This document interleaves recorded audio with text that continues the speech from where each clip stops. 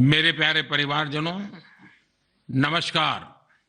मन की बात में आपका एक बार फिर स्वागत है।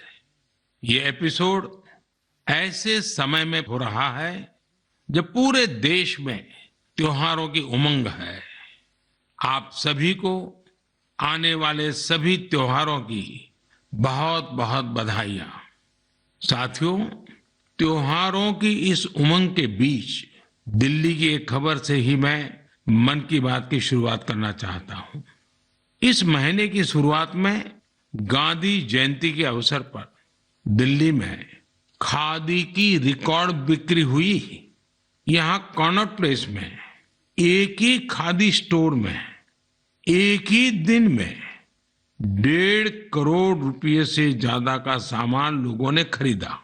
इस महीने चल रहे खादी महोत्सव ने एक बार फिर बिक्री के अपने सारे पुराने रिकॉर्ड तोड़ दिए हैं। आपको एक और बात जानकर भी बहुत अच्छा लगेगा। 10 साल पहले देश में जहां खादी प्रोडक्ट्स की बिक्री बड़ी मुश्किल से 30,000 करोड़ रुपए से भी कम थी, अब ये बढ़कर 1.25 करोड़ रुपए के आसपास पहुंच रही है। खादी की बिक्री बढ़ने का मतलब है इसका फायदा शहर से लेकर गांव तक में अलग अलग वर्गों तक पहुंचता है। इस बिक्री का लाभ हमारे बुनकर, हस्तशिल्प के कारीगर, हमारे किसान, आयुर्वेदिक पौधे लगाने वाले, कुटीर उद्योग सबको लाभ मिल रहा है। और यही तो वोकल फॉर लोकल अभियान की ताकत है और धीरे धीरे आप सब देशवासियों का समर्थन भी बढ़ता जा रहा है। साथियों, आज मैं अपना एक और आग्रह आपके सामने दोहराना चाहता हूं और बहुत ही आग्रह पूर्वक दोहराना चाहता हूं। जब भी आप पर्यटन पर जाएं, तीर्थाटन पर जाएं, तो वहां के स्थानीय कलाकारों के द्वारा बनाए गए उत्पादों को जरूर खरीदें। आप अपनी उस यात्रा के कुल बजट में स्थानीय उत्पादों की खरीदी को एक महत्वपूर्ण प्राथमिकता के रूप में जरूर रखें। 10% हो, 20% हो, जितना आपका बजट बैठता हो, लोकल पर जरूर खर्च करिएगा और वहीं पर खर्च कीजिएगा। साथियों, हर बार की तरह इस बार भी हमारे त्योहारों में हमारी प्राथमिकता हो वोकल फॉर लोकल और हम मिलकर उस सपने को पूरा करें। हमारा सपना है आत्मनिर्भर भारत। इस बार ऐसे प्रोडक्ट से ही घर को रोशन करें जिससे मेरे किसी देशवासी के पसीने की महक हो, मेरे देश के किसी युवा का टैलेंट हो, उसके बनने में मेरे देशवासियों को रोजगार मिला हो, रोजमर्रा की जिंदगी की कोई भी आवश्यकता हो, हम लोकल ही लेंगे। लेकिन आपको एक और बात पर गौर करना होगा। वोकल फॉर लोकल की ये भावना सिर्फ त्योहारों की खरीदारी तक के लिए सीमित नहीं है। और कहीं तो मैंने देखा है दिवाली का दिया लेते हैं और फिर सोशल मीडिया में डालते हैं वोकल फॉर लोकल। नहीं जी, वो तो शुरुआत है। हमें बहुत आगे बढ़ना है। जीवन की हर आवश्यकता हमारे देश में सब कुछ उपलब्ध है। ये विजन केवल छोटे दुकानदारों और रेहड़ी पटरी से सामान लेने तक सीमित नहीं है। आज भारत दुनिया का बड़ा मैन्युफैक्चरिंग हब बन रहा है। कई बड़े ब्रांड यहीं पर अपने प्रोडक्ट को तैयार कर रहे हैं। अगर हम उन प्रोडक्ट को अपनाते हैं तो मेक इन इंडिया को बढ़ावा मिलता है और ये भी लोकल के लिए वोकल ही होना होता है। और हाँ, ऐसे प्रोडक्ट को खरीदते समय हमारे देश की शान यूपीआई डिजिटल पेमेंट सिस्टम से पेमेंट करने के आग्रही बने, जीवन में आदत डालें और उस प्रोडक्ट के साथ या उस कारीगर के साथ सेल्फी नमो ऐप पर मेरे साथ शेयर करें और वो भी मेड इन इंडिया स्मार्टफोन से। मैं उनमें से कुछ पोस्ट को सोशल मीडिया पर शेयर करूंगा ताकि दूसरे लोगों को भी वोकल फॉर लोकल की प्रेरणा मिले। साथियों, जब आप भारत में बने भारतीयों द्वारा बनाए गए उत्पादों से अपनी दिवाली रोशन करेंगे, अपने परिवार की हर छोटी मोटी आवश्यकता लोकल से पूरी करेंगे, तो दिवाली की जगमगाहट ज्यादा बढ़ेगी ही बढ़ेगी, लेकिन उन कारीगरों की जिंदगी में एक नई दिवाली आएगी, जीवन की एक नई सुबह आएगी, उनका जीवन शानदार बनेगा। भारत को आत्मनिर्भर बनाइए, मेक इन इंडिया ही चुनते जाइए, जिससे आपके साथ साथ और भी करोड़ों देशवासियों की दिवाली शानदार बने, जानदार बने, रोशन बने, दिलचस्प बने। मेरे प्यारे देशवासियों, 31 अक्टूबर का दिन हम सभी के लिए बहुत विशेष होता है। इस दिन हमारे लौह पुरुष सरदार वल्लभ भाई पटेल की जन्म जयंती मनाते हैं। हम भारतवासी उन्हें कई वजहों से याद करते हैं और श्रद्धा पूर्वक नमन करते हैं। सबसे बड़ी वजह है देश की 580 से ज्यादा रियासतों को जोड़ने में उनकी अतुलनीय भूमिका। हम जानते हैं हर साल 31 अक्टूबर को गुजरात में स्टैच्यू ऑफ यूनिटी पर एकता दिवस से जुड़ा मुख्य समारोह होता है।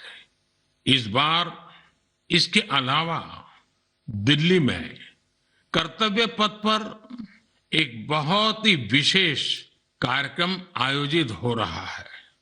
आपको याद होगा, मैंने पिछले दिनों देश के हर गांव से, हर घर से मिट्टी संग्रह करने का आग्रह किया था। हर घर से मिट्टी संग्रह करने के बाद उसे कलश में रखा गया और फिर अमृत कलश यात्राएं निकाली गई। देश के कोने कोने से एकत्रित की गई ये माटी, ये हजारों अमृत कलश यात्राएं अब दिल्ली पहुंच रही है। यहां दिल्ली में उस मिट्टी को एक विशाल भारत कलश में डाला जाएगा और इसी पवित्र मिट्टी से दिल्ली में अमृत वाटिका का निर्माण होगा। यह देश की राजधानी के हृदय में अमृत महोत्सव की भव्य विरासत के रूप में मौजूद रहेगी। 31 अक्टूबर को ही देश भर में पिछले 2.5 साल से चल रहे आजादी के अमृत महोत्सव का समापन होगा। आप सभी ने मिलकर इसे दुनिया में सबसे लंबे समय तक चलने वाले महोत्सव में से एक बना दिया। अपने सेनानियों का सम्मान हो या फिर हर घर तिरंगा, आजादी के अमृत महोत्सव में लोगों ने अपने स्थानीय इतिहास को एक नई पहचान दी है। इस दौरान सामुदायिक सेवा की भी अद्भुत मिसाल देखने को मिली है।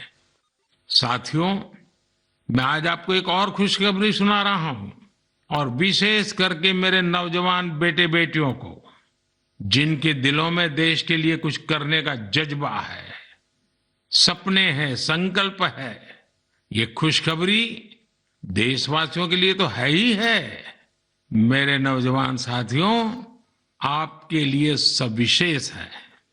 2 दिन बाद ही 31 अक्टूबर को एक बहुत बड़े राष्ट्रव्यापी संगठन की नींव रखी जा रही है और वो भी सरदार साहब की जन्म जयंती के दिन।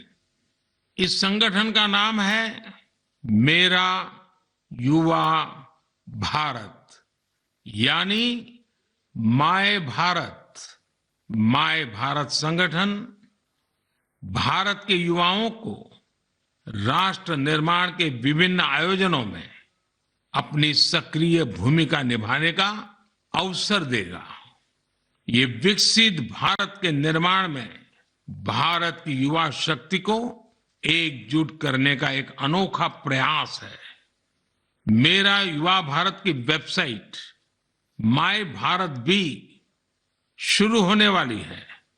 मैं युवाओं से आग्रह करूंगा, बार बार आग्रह करूंगा कि आप सभी मेरे देश के नौजवान, आप सभी मेरे देश के बेटे बेटी mybharat.gov.in पर रजिस्टर करें और विभिन्न कार्यक्रम के लिए साइन अप करें।